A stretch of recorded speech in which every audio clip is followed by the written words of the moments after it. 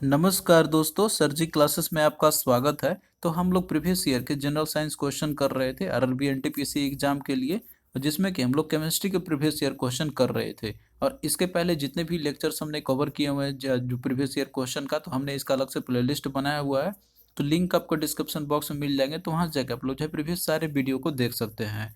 और देखिए, हमने जो है इक्विवेलेंट पीडीएफ भी आपको प्रोवाइड किया हुआ है जनरल साइंस का, जिसमें कि आपको फिजिक्स केमिस्ट्री बायोलॉजी के सारे चीज़ आपको मिल जाएंगे एक ही पीडीएफ में, और साथ में प्रीवियस ईयर के क्वेश्चन भी आपको मिल जाएंगे टॉपिक वाइज। तो आप लोग जो है डिस्क्रिप्शन बॉक्स में जाना, वहाँ पे लिंक आपको मिल जाएगा पीडीएफ का।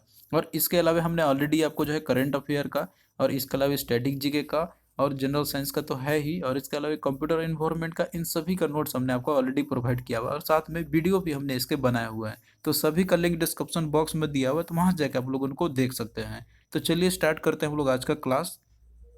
तो यहाँ पे देखिए आपका क्वेश्चन है, इसको हम लोग और जूमिंग कर लेते हैं यहाँ पे। तो ये सारे आपके प्रीवियस ईयर क्वेश्चन है। तो देखिए आपका क्वेश्चन इसमें दिया हुआ है पहला, कि which of the following acid is the primary constituent of vinegar. तो इनमें से जो कौन सा एसिड है जो कि प्राइमरी कंस्टिट्यूएंट है विनेगार का। तो देखिए, जो विनेगार आपका रहता है, तो इसमें जो प्राइमरी जो कंस्टिट्यूएंट आपका रहता है दैट इज एसिटिक एसिड आपका रहता है। और विनेगार आपका क्या है, एक एसिड आपका है जिसमें कि एसिटिक एसिड रहती है। तो ऑप्शन 2 इसका करेक्ट आंसर हो जाएगा। तो देखिए, जो भी एसिड्स होते हैं उनके जो सोर्सेस होते हैं यहाँ पे, जैसे कि आपका कोई एसिड है तो उसमें जो सोर्सेस होते हैं कि मैंने कहा कि इसमें आपको जो है ये सारे एसिड्स आपको मिलेंगे, तो इन सभी को आप लोग याद कर लेना। इनसे क्वेश्चन आपके बराबर पूछे ही जाते हैं। जैसे हम बात करते हैं यहाँ पे फॉर्मिक एसिड का, तो इसके जो सोर्सेस हैं जिसमें कि आपका पाया जाते हैं, तो ये रेडेंट्स में आपका हो गया। और वहीं पे जो साइट्रिक एसिड आपका है, तो जो साइट्रस फ्रूट आपको जैसे लेमन्स हो गया, ऑरेंजेस हो गया, तो इनमें जो है आपको साइट्रिक एसिड मिलते हैं। और वहीं पे हम लैक्टिक एसिड की बात करते हैं, तो ये जो आपका जो सावर मिल्क आपका होता है, यानी कि जो जो मिल्क जो आपका जैसे सावर आपका हो जाता है, तो उनमें आपको मिलेगा लैक्टिक एसिड। और वहीं पे एसिटिक एसिड जो आपका है, तो ये है आपका प्राइमरी कंस्टिट्यूएंट विनेगार का। फिर उसके बाद जो आपका मैलिक एसिड है, तो ये एप्पल्स में होते हैं। फिर इसके अलावा टार्ट्रिक एसिड की यदि हम बात करते हैं, तो ये आपके जैसे ग्रेप्स हो गया, और इसके अलावा टैमरिंड यानी कि इमली आपका हो गया। और वहीं पे देखिए जो ब्यूट्रिक एसिड आपका है, तो ये रैंसिड बटर में आपका रहता है। फिर उसी तरीके से यूरिक एसिड की बात करते हैं, तो ये जो मैमल के जो यूरिन्स होते हैं, तो उसमें रहता है आपका यूरिक एसिड। और वहीं पे ऑक्जेलिक एसिड है आपका, तो ये टोमेटो में पाए जाते हैं। और वहीं देखिए जो कार्बोनिक एसिड आपका है, तो जो सोडा वाटर और साथ में जो भी एरेटेड ड्रिंक्स होते हैं, तो उसमें रहता है आपका कार्बोनिक एसिड। फिर उसके बाद देखिए जो हाइड्रोक्लोरिक एसिड आपका है, तो गैस्ट्रिक जूस में रहता है आपका, जो कि 0.4% होती है।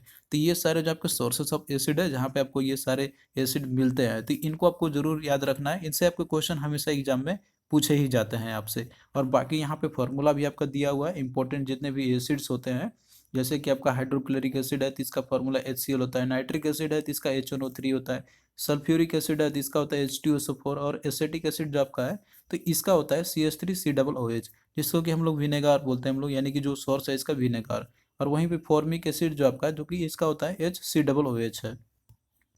फिर नेक्स्ट देखिए, कि when milk become sour dash is produce. तो देखिए जब मिल्क सॉवर हो जाती है, यानी कि जब खट्टा हो जाती है, तो उसमें कौन सा चीज़ प्रोड्यूस होती है। तो अभी आपने देखा था कि जब मिल्क सॉवर हो जाता है, तो उसमें जो है लैक्टिक एसिड प्रोड्यूस हो जाती है। तो इसका देखिए राइट आंसर क्या होगा, ऑप्शन बी करेक्ट आपका हो जाएगा। तो देखिए जो पीएच जो होता है मिल्क आपका, तो ये जो है टाइम के साथ चेंजेस होते ही रहते हैं। और जब मिल्क आपका जैसे सॉवर आपका हो जाता है, तो ये जो है आपका और ज़्यादा एसिडिक आपका हो जाता है, और उसकी पीएच जो रहती है, तो वो आपका और भी कम हो जाती है।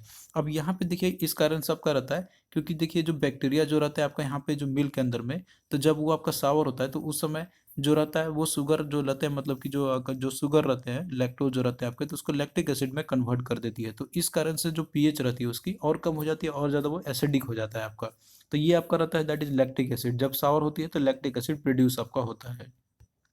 फिर नेक्स्ट देखिए, यहाँ पे जो आपका फिल इन द ब्लैंक्स आपको भरना है, जो कि सुटेबल को, जो कि इसमें जो सेंटेंस दिया हुआ है इसको सुटेबल फिल कर सकता है। तो देखिए दिया हुआ है कि एन या फिर एन जो है आपका dash turns blue litmus red and dash turns dash litmus blue. तो यहाँ पे सिंपली आपसे जो एसिड और बेस का जो डेफिनेशन आपका रहता है यहाँ पे, तो वो सिंपली आपसे पूछी गई है। तो सबसे पहले देखिए यहाँ पे क्या दिया हुआ है कि ब्लू लिटमस से रेड लिटमस में, तो कौन ये करता है आपका, तो ये देखिए कैरेक्टरिस्टिक होता है आपका एसिड का। तो एसिड जो रहता है आपका, तो ये ब्लू लिटमस को रेड लिटमस में चेंज करता है। तो पहले वाले में आपका क्या फील होगा, यहाँ पे दैट इज एसिड आपका होगा।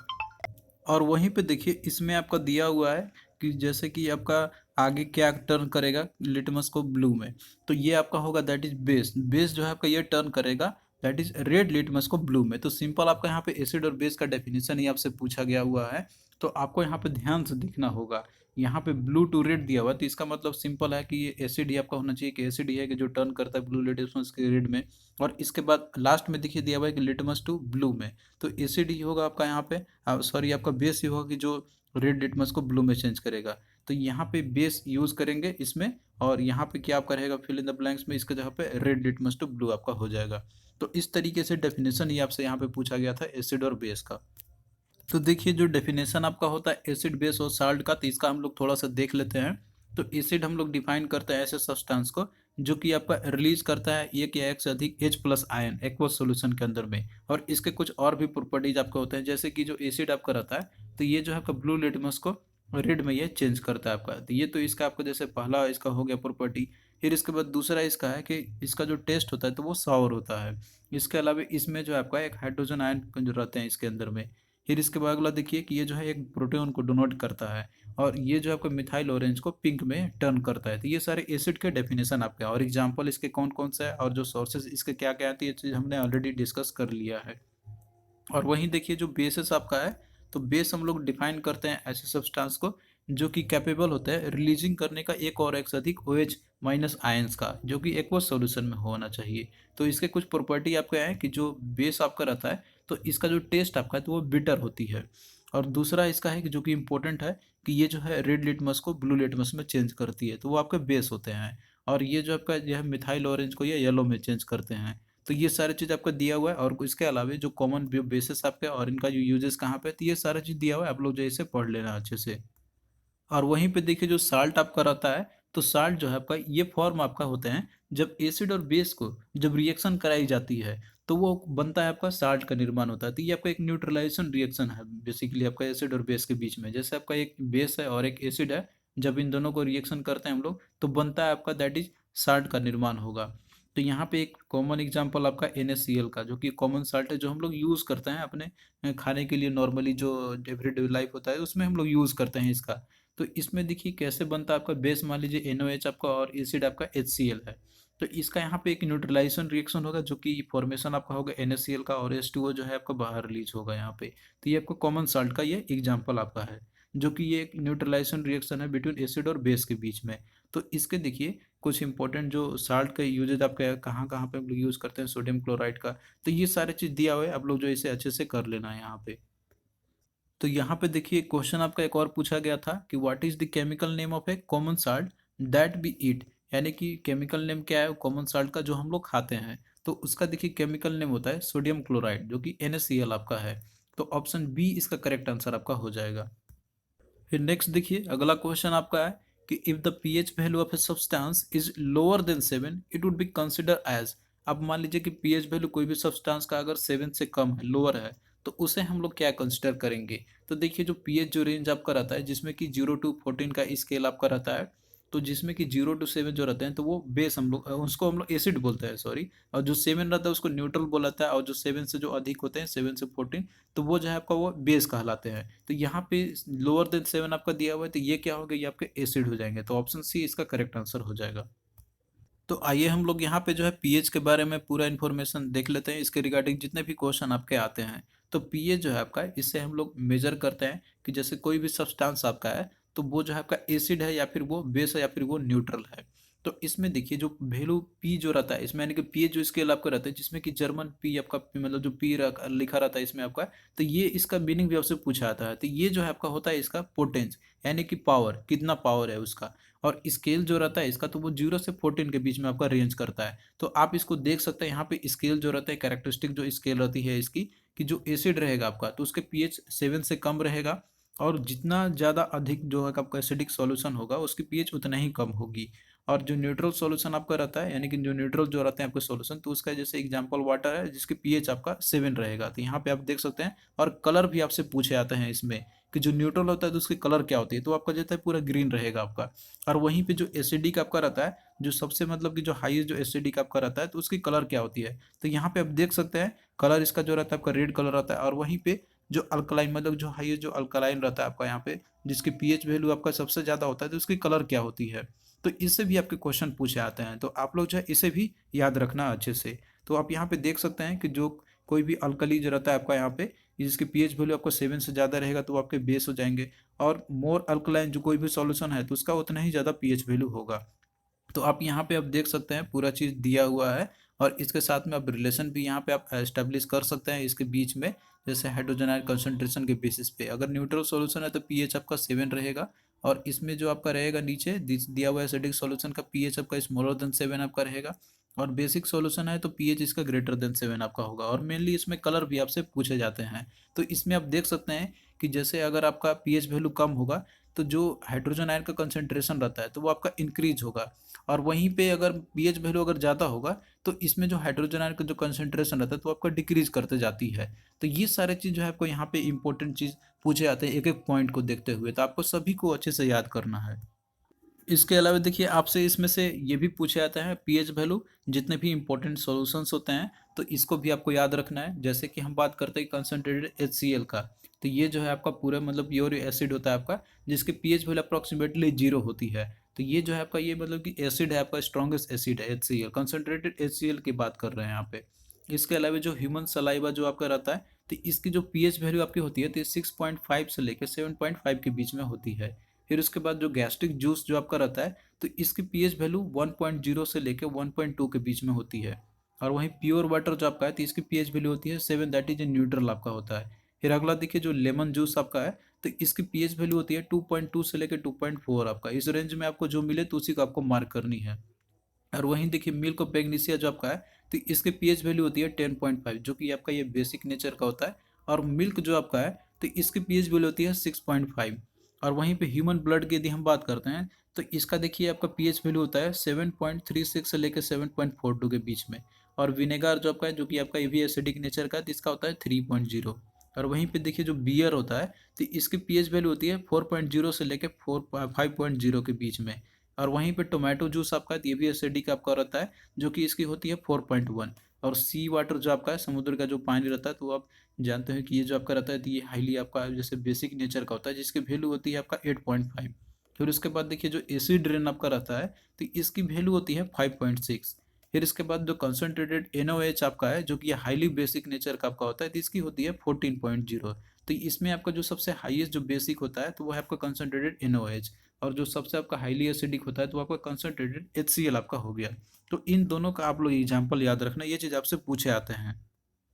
अब यहाँ पे देखिए एक और चीज़ आपसे क्वेश्चन में पूछा जाता है कि जो ऑक्साइड जो होते हैं मेटल्स के, यानी कि मेटल के जितने भी ऑक्साइड्स होते हैं तो उसकी नेचर क्या होती है। तो देखिए जो मेटल को ऑक्साइड होते हैं तो वो उसकी नेचर होती है बेसिक, यानी कि बेसिक नेचर के होते हैं। और वहीं पे जो नॉन मेटल के जो ऑक्साइड्स होते हैं तो उनका नेचर होता है एसिडिक का। तो ये चीज़ भी आपसे क्वेश्चन में पूछे जाते हैं, तो ये आपका इंपॉर्टेंट है, आप लोग इसको भी अच्छे से याद रखना। मेटल का ऑक्साइड होगा आपका जैसे बेसिक इन नेचर, और जो नॉन मेटल के जो ऑक्साइड्स होते हैं आपके तो ये होते हैं एसिडिक इन नेचर के। और एक और आपको यहाँ पे याद रखना है कि जो न्यूट्रलाइजेशन रिएक्शन जो आपका रहता है, जो कि आपका एसिड और बेस के बीच में जब रिएक्शन होती है जिससे कि आपका सॉल्ट का फॉर्मेशन होता है, तो वो जो है आपका ये एक तरीके का एक एक्सोथर्मिक रिएक्शन आपका है, जिसमें कि जो हीट का इसमें देखिए आपका क्या होता है इवोल्यूशन होती है।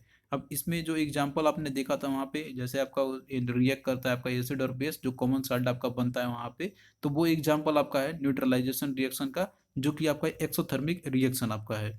तो यही चीज़ आपसे इसमें बताया जा रहा है। और वहीं पे एक और आपसे क्वेश्चन पूछा जाता है, जो एवरीडे यूज हम लोग कोई भी मटेरियल जो यूज़ करते हैं तो वो जो है आपका बेसिक नेचर का होता है या फिर एसिडिक नेचर का होता है, तो इनसे भी आपसे क्वेश्चन पूछे जाते हैं। तो यहाँ पे लिस्ट दिया हुआ है, जैसे जो बेसिक नेचर के जो भी एवरीडे यूज में मटेरियल जो आपके आते हैं, जैसे टूथपेस्ट की हम बात करते हैं तो वो जो है आपका बेसिक नेचर का होता है। क्योंकि देखिए जो टूथपेस्ट आपका रहता है तो उसमें बेस इसलिए रहता है क्योंकि जो खाना हम लोग खाते हैं तो उसमें एसिड ज़्यादा होते हैं। तो आप जो मान लीजिए ब्रश करते हैं तो वो जो आपका न्यूट्रलाइज का होना चाहिए, यानी कि जो भी कोई एसिड कंपोनेंट अगर आपका दांतों में फंसा हुआ रहेगा तो टूथपेस्ट हम लोग यूज़ करते हैं तो वो बेस जो रहता है आपका तो उसके चलते न्यूट्रलाइज आपका हो जाता है और फिर जो है सड़न से हमें बचाता है।